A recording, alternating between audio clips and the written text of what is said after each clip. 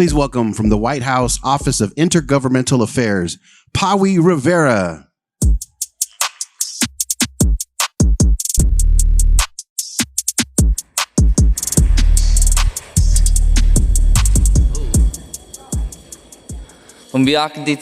Everyone, how's everyone doing? It's my privilege to be able to make a really important introduction. Who's our next speaker here?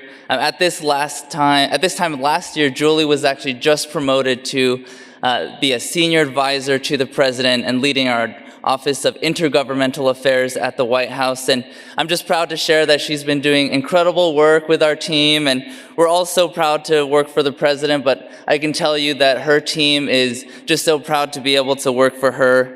She comes from a long line of civil rights leaders and leads our team with a sense of integrity, selflessness, and really the pursuit of justice. Julie's known as someone in the White House who you can give her any task and she'll get it done. And I'm just so happy that we have someone like herself leading Indian country, leading our intergovernmental affairs to get things done for our community. So with that, I want to have you all give a warm welcome to Julie Chavez Rodriquez.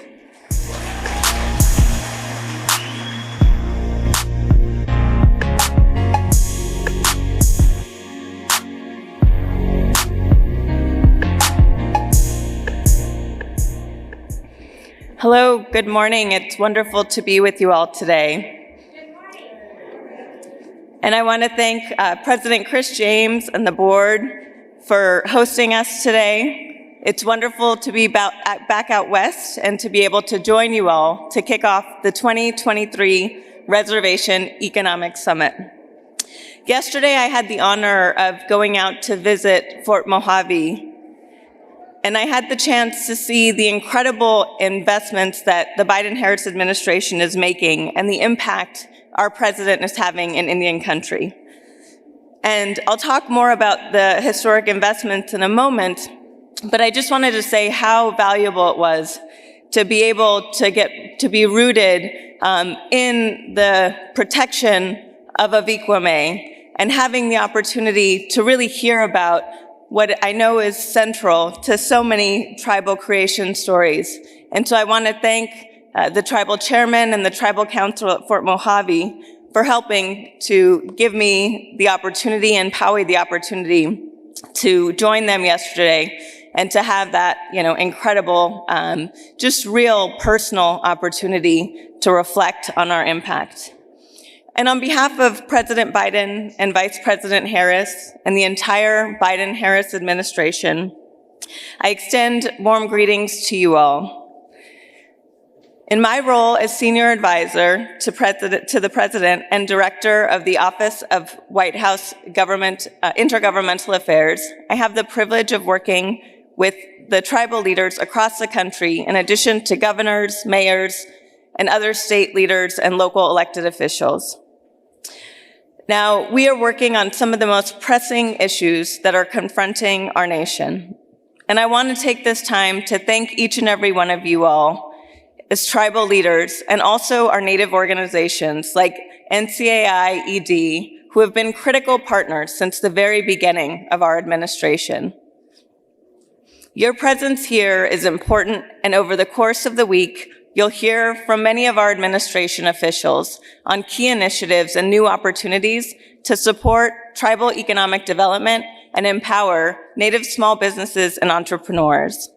In fact, our White House Council on Native American Affairs Committee on Economic Development, Energy, and Infrastructure is here this week to discuss a number of the administration's key initiatives announced at the 2022 Tribal Nations Summit, including our Tribal Access to Capital Initiative to increase awareness, access, and utilization of financing opportunities for tribal nations. Implementation of the Buy Indian Act that provides for special federal contracting preferences by DOI and HHS to procure supplies, services, and construction from Native-owned businesses. The implementation of our Tribal Electric Vehicle Initiative to ensure that tribal nations and Native communities are part of our electric vehicle future of the country.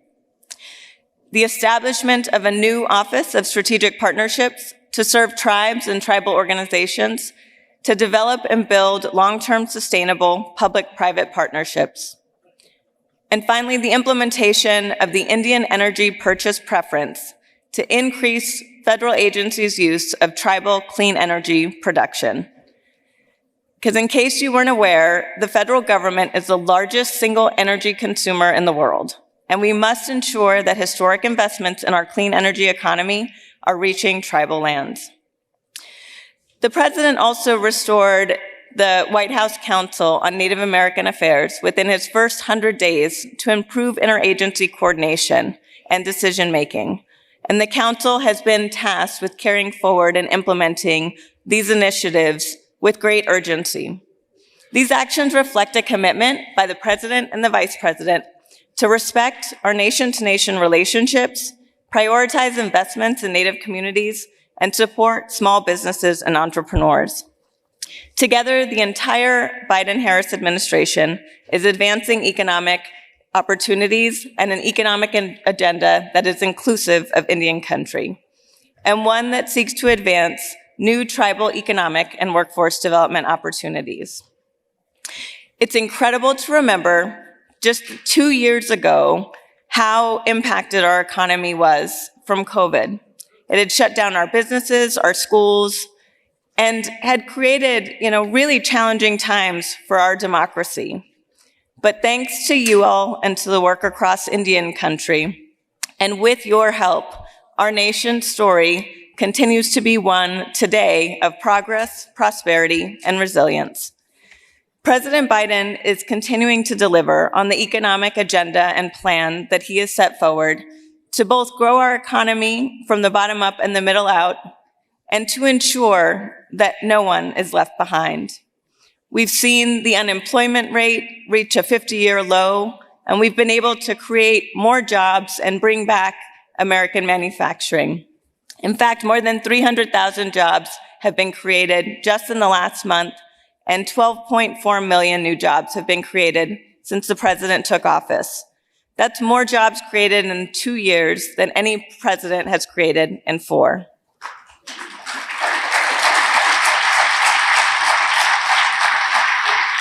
And the president remains committed to working on a bipartisan basis to deliver for Indian country and for the American people.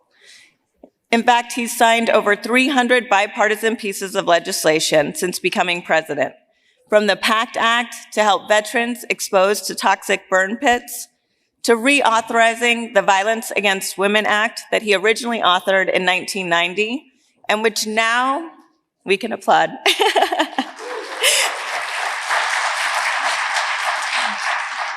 And fortunately, which now includes expanded criminal jurisdiction of tribal courts to cover non-Native perpetrators of sexual assault, child abuse, stalking, sex trafficking, and assaults on tribal law enforcement officers on tribal lands.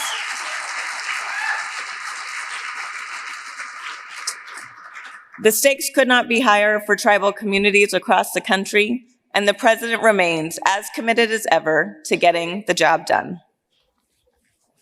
This administration knows that the challenges Native communities face are urgent, from the need for critical infrastructure investments to climate resilience to energy and food security.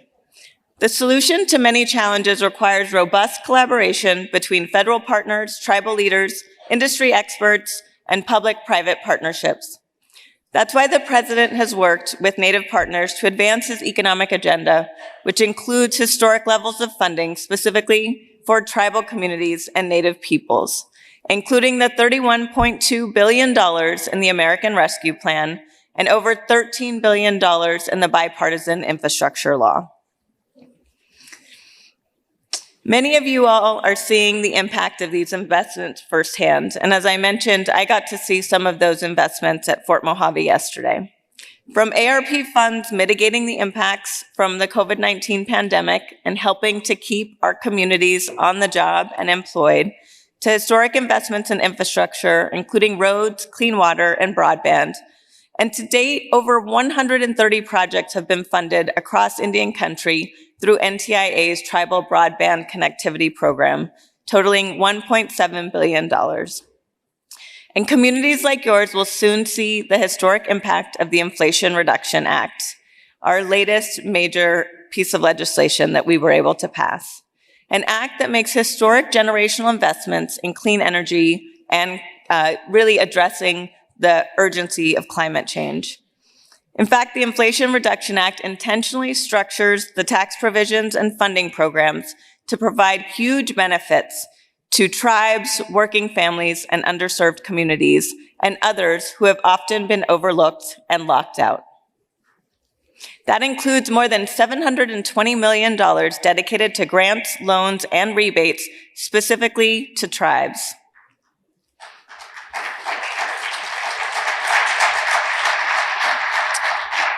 And millions more that tribes are also eligible for under the Act. In addition, tribes will be able to take advantage of the law's generous tax credits to invest in clean energy on tribal lands. The Inflation Reduction Act presents some exciting and new opportunities for Native communities.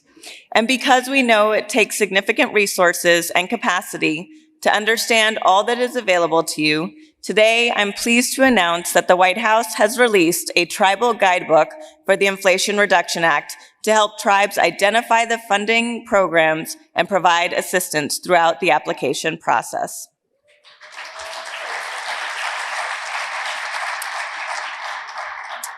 The guidebook identifies all of the programs and tax credits that tribes are eligible for. It shares the most recent information about timing and provides contact information for who you can call for more information about specific programs. You can access the tribal guidebook starting today at cleanenergy.gov. And as you take a look at the guidebook, please don't hesitate to let us know if you have ideas or thoughts on ways that we can improve this resource or other resources that we're making available to tribal communities. We're eager to hear from you, to learn from you, and to ensure that our partnership is strong and robust to provide greater economic opportunities across all Indian country, both this week and throughout the months and years to come. So thank you all so much for hosting me this morning, and I look forward to a wonderful summit. And I just will end with saying that I am deeply honored to also be able to have a chance to work with Paui Rivera, who many of you all know and work with on a daily basis. He has been able to represent Indian country in the halls of the White House and across our administration that has been so profound and impactful. And we will continue to ensure that not only is the President and the administration delivering for Indian country, but we at Intergovernmental Affairs are delivering every day for each and every one of you all. Thank you so much and enjoy the summit.